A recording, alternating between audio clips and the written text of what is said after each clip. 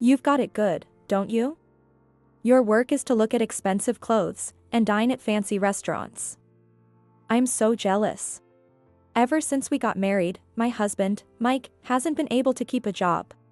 Maybe he thinks everything will work out since he's married into my family? When the money runs out, he stretches his hand out to me, demanding more. Until last year, my mother used to scold him, saying, "The breadwinner of the family shouldn't change jobs so frequently." But now that she's gone, I've started to wonder how long I have to put up with his behavior before it changes. I never imagined that such a shocking development was about to unfold. I am Sheila, 67 years old, and I work as a clothing seamstress. A clothing seamstress is someone who professionally makes clothes, turning dyed fabrics into clothes. Currently, I work as a freelance clothing maker and also teach clothes making. Besides that, I run sewing classes and various clothing-related activities. Since I'm the eldest daughter, Mike married into my family, and we have 2 sons. We live with our eldest son and his wife. My eldest son decided to live with us, considering how busy my work is. My daughter-in-law, Naomi, takes care of the house chores, allowing me to focus on my work, and I am grateful for that. Though we haven't been blessed with grandchildren, we still live happily together. On this day, a friend invited me to a fashion exhibition, and we plan to dine at a fancy restaurant afterward. Due to my job, I get invited to various fashion exhibitions. It's educational, and since I love my work, I get excited even before going. Mike didn't like seeing me so enthusiastic and made another snide remark. "You've got it good, don't you? Going to work for you means looking at expensive clothes and dining at fancy restaurants. I'm so jealous. If you want to go to fancy restaurants, why don't you get a job? Have you thought about the future? Besides, these expensive clothes were left to me by my mother," I retorted, but Mike pretended not to hear. Mike can't seem to keep a job for long. It's been that way since we got married. At first, he said he was defending a colleague or some such excuse. But when it happened 2 or 3 times, it became clear the problem was with him. Lately, he complains about back pain or a leg pain to avoid work and ends up quitting altogether. When the money runs out, he stretches his hand out to me, demanding more. He says he needs the money to go job hunting, but ends up gambling. Despite his gout, he drinks beer and other alcoholic beverages, which he shouldn't. "I can't work because my back hurts and I have gout." "You know that," he says. "I know plenty of people with those conditions who still work," I replied. But he just casually asks for a coffee, saying, "Oh, my back hurts. Can you make me a coffee?" Just then, Naomi came in. Yes. I'll bring it right away." I'm grateful for her presence, but her cheerful disposition can be a bit much at times. "Sheila, I know you're going out today. Leave Dad to me. I'll make sure he doesn't drink too much. Thank you for always taking care of the house and my husband. I'll bring back some gifts. Don't worry about it." Her high-pitched voice is not something I like to hear first thing in the morning, but I headed out nonetheless. On my way to the nearest station, I got a rare call from my younger son, Sean. "What's up? It's rare to hear from you," I said, noting his hushed tone. "Mom, are you at home? I'm on my way to a fashion exhibition, heading to the station." "Perfect. I'm at the cafe by the station. Can you come over?" "All right, but I don't have much time." I agreed and headed to the cafe. Entering the cafe, I saw Sean waving from a secluded table. "Long time no see. How have you been?" As a mother, I couldn't help but check his appearance and complexion. "I'm doing well. How about you, Mom?" "Oh, I'm fine. But what's going on? Why did you call me out so suddenly?" Sean is my second son. When he brought home his girlfriend who was older than him and a divorcee, Mike didn't approve, which led to Sean visiting home less often. Later, Sean told me that his wife, Sarah, didn't grow up in a loving family, making her a quiet and shy person. She's the complete opposite of my eldest son's wife. Occasionally, I would talk to Sarah on the phone or exchange messages. I also hear from Sean from time to time, but Mike keeps telling him to get a divorce. So they haven't seen each other for the past 2 years. Sean's sudden call came with a surprising revelation. Sarah said she saw Dad walking with Naomi. Well, they might go out together sometimes. After all, your father is unemployed again. He quit his job again? Unbelievable. Sean looked exasperated. Then it's even more likely they were just walking together. Sean seemed deep in thought. So, what's the big deal? It must be a mistake. They didn't look like a normal father-daughter pair, he said. What do you mean? Not like father and daughter? When I tilted my head in confusion, Sean raised his voice slightly before lowering it again. Mom, Dad's cheating. No way. You're mistaken. He must have been with someone else. That's not like him, I said with a laugh.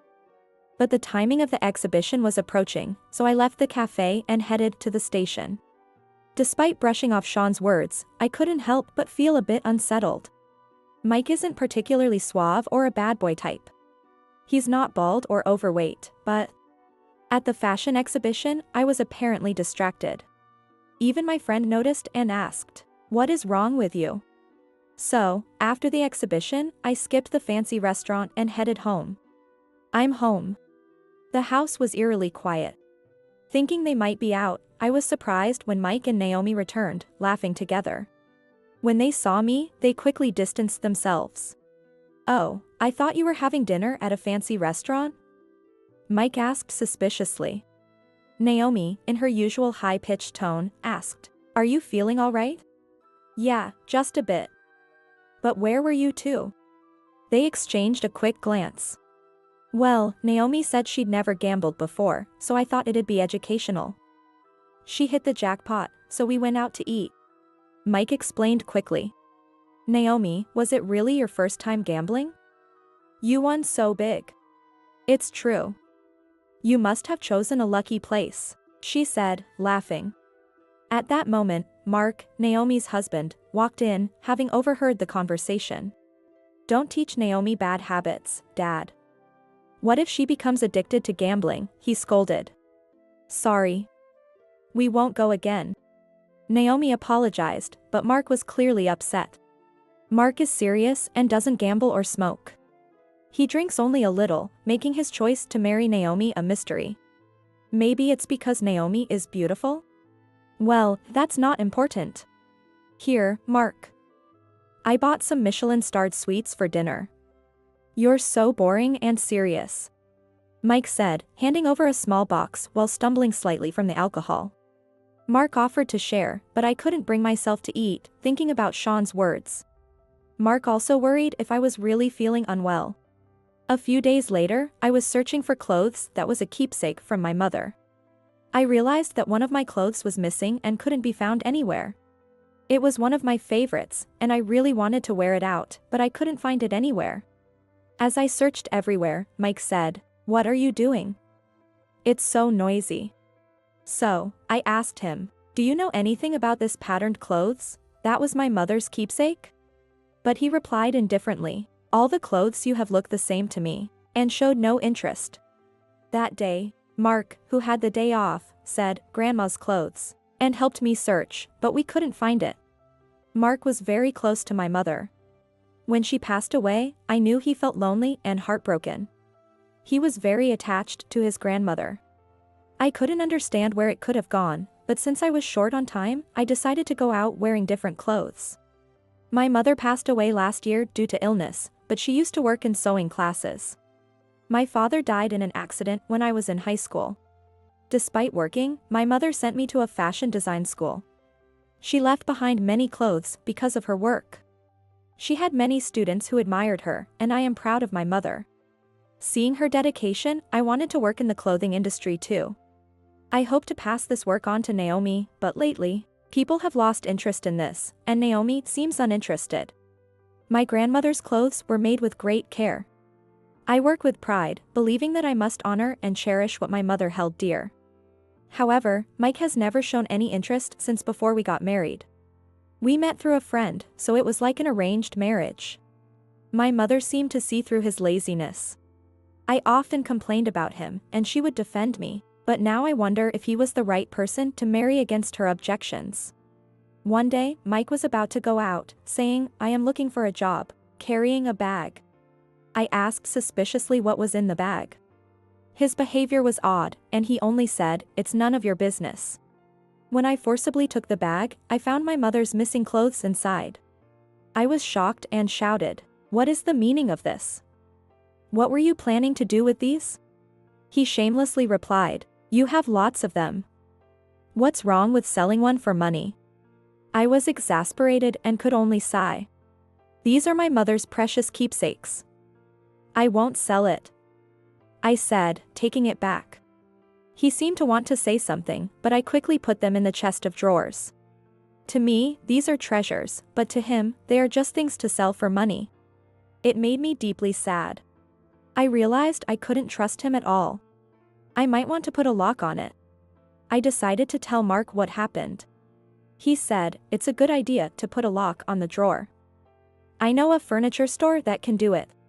Soon, we had a lock installed on the chest, and while moving the clothes, I found 2 more missing. I assumed Mike had taken them, but I didn't ask since he would deny it. Instead, I placed a recording device under the table. I didn't like the idea, but Sean insisted. The recording captured something beyond my expectations. Right after I left for work, I heard footsteps of Naomi coming downstairs. "Mike, Sheila put a lock on the drawer. You can't steal the clothes anymore. Mark said he introduced a contractor." Doesn't that make him suspicious too? No way, he's just a straight-laced guy who loves his mom. So Mark's a mama's boy, huh? Their laughter echoed through the recording. After that, the tape only captured sounds of Naomi starting laundry and cleaning. I didn't gather more evidence because I didn't want to hurt myself any further. Instead, I quietly began preparing for a divorce, feeling torn about how to break the news to Mark. Where to start with the divorce preparations? The house is entirely in my name. A few weeks later, I was invited to another fashion exhibition and decided to go. I told Mike and Naomi that I would also be dining out, and left the house. Staying at home only made me think unnecessary thoughts, so I thought going out would be a good distraction. I realized my recent lack of appetite was likely because of hearing their conversation, so this time, I planned to go to the fancy restaurant I had missed last time. Despite it being work, I enjoyed spending time with people who shared my passion for clothes. Engrossed in conversation and having had a little to drink, I couldn't help but vent a bit. Feeling embarrassed about airing family matter, I mentioned in a low voice that Mike and Naomi had been acting strangely. In my quiet tone, I clearly heard voices from the next room. Voices I recognized. Could it be a coincidence that Mike and Naomi were in the next room? Her high-pitched voice was unmistakable. I considered confronting them, thinking they might be out gambling and celebrating again, but as I listened to their conversation, I quickly called the police. My friend, noticing my pale face, started recording with her phone. I was trembling and felt like I might break down. A few minutes later, I heard police car sirens. "Which one of you requested protection?" I did," I managed to say, making my way to the restaurant entrance. The sirens caused a stir inside the restaurant. Mike and Naomi emerged from a private room. "What are you doing here? I could ask you the same question. Are you the one seeking protection from your husband?" "No, it's from him and this daughter-in-law." "What's wrong, Sheila?" "I'm just here having dinner with Mike," she said, pretending innocence. My friend then said, "We recorded everything," and played the recording on her phone. The recording revealed their plot. Mike had been fired for embezzling money and was trying to sell my clothes to cover the damages. They were also in a relationship and had been slowly poisoning me. Their conversation was filled with insults about me and Mark, making me want to cover my ears. I was so terrified that I sought police protection. Even after hearing the recording, Naomi laughed it off, saying, "Sheila, that was just a joke." Despite the entire restaurant and the police hearing it, she remained brazen. Mike tried to laugh it off, saying, "This is just a family matter. You shouldn't bother the police with it. The recording alone is not enough." The police hesitated, and then Mark arrived. After I called the police, I also contacted my sons. "Officer, please look at these photos." "I hired a private investigator," Mark said, handing over a large envelope. Then Sean arrived as well. "I helped too." "Dad, what are you doing with Mark's wife?" "You think you can talk about my wife?" How shameful. Sean's direct confrontation left Mike speechless. Even in the middle of this mess, Naomi tried to play the victim, claiming, "One day, he attacked me." But Mark, having sensed something was off, had been secretly investigating. Mark wouldn't even look Naomi in the eye. Inside the envelope were several pages labeled investigation report, along with photos of Mike and Naomi entering a hotel together and Mike bringing my mother's clothes to a pawn shop. It also revealed that Naomi had been seducing a pharmacist to secretly obtain drugs, which she then mixed into my food. This was undeniable proof. A beautiful young woman attracts attention. Doesn't she have any pride as a pharmacist? 6 years of school, and her parents would be devastated, I thought. With irrefutable evidence in hand, both Mike and Naomi were arrested and taken away in a police car. The police asked me, Mark, and Sean to follow them to the station for statements. I apologized to the restaurant for the disturbance. Feeling relieved and weak at the same time, I was supported by my sons. Mike and Naomi were charged with attempted murder, theft of my clothes, and Mike was also accused of embezzlement from his previous company. They won't be out of prison for a while. And even when they do get out, I had already filed for divorce, and there is no home for him to return to. It's his own fault. Mark also proceeded with divorce proceedings, despite Naomi's repeated apologies. He firmly told her that there was no chance of reconciliation. And the divorce was finalized. It was discovered that Naomi had a prior arrest for engaging in a sugar daddy activities. Of course, Mark had no idea about this when they married. This incident caused significant trouble for her relatives, and her parents came to apologize and left some money, acknowledging their part in the matter. We accepted half of the money to ease their burden. Mark, surprisingly upbeat, mentioned that he might start looking for a new girlfriend.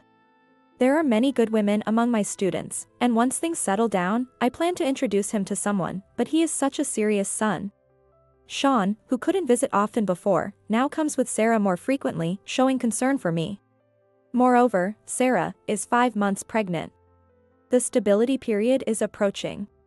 The thought of seeing my grandchild's face fills me with so much joy, it feels like a dream. Since Sarah has no family, I am eager to step in as her real mother.